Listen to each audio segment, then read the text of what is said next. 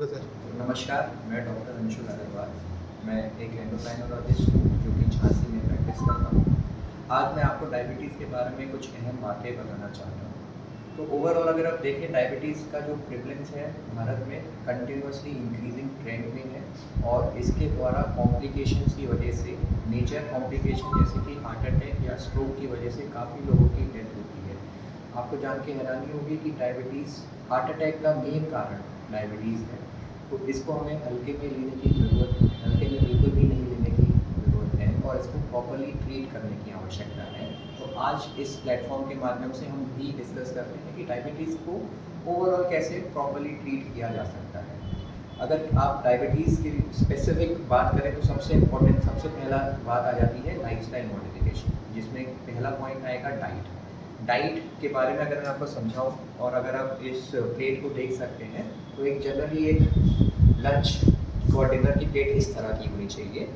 1/4 portion आपका रोटी, सब्जी और चावल, 1/4 प्रोटीन और हाफ पोर्शन होना चाहिए वेजिटेबल्स, जिसमें 1/4 सैलेड हो सकती है और 1/4 बॉइल्ड वेजिटेबल्स जो कि हम सब्जियां खाते हैं आलू के अलावा।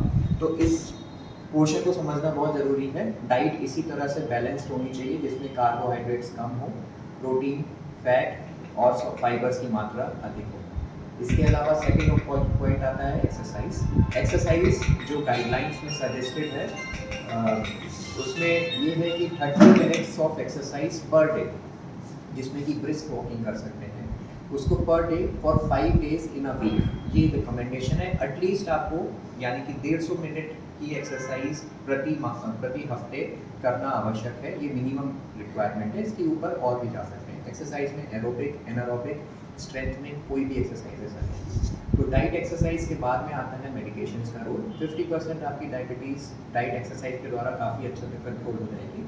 उसके बाद हमें असिस्ट करने के लिए मेडिकेशंस की ज़रूरत पड़ेगी। मेडिकेशंस अपने डॉक्टर की सलाह के द्वारा प्रॉपर्ली मेडिसिन लें। आजकल काफ़ी नई मेडिसिन भी अवेलेबल हैं जो कि हमारे हार्ट और किडनी को बचाने में भी काम करती हैं। ओवरऑल मेडिसिन बहुत सेफ हैं, लेस कोई साइड इफ़ेक्ट्स नहीं है। ये भ्रांतियाँ हैं कि डायबिटीज़ की दवाई खाने से किडनी का इन्वॉल्वमेंट होता है, पर ऐसा कुछ नहीं है। इनफैक्ट शुगर ना कंट्रोल होने की वजह से किडनी या हार्ट में इन्वॉल्वमेंट होता है। तो प्रॉपर डाइट मैनेजमेंट के लिए मेडिकेशंस का इम्पोर्टेंट है। एंड लास्ट में सबसे इम्पोर्टेंट है मॉनिटरिंग, जो आपके लेवल पे बहुत रिक्वायर्ड होती है।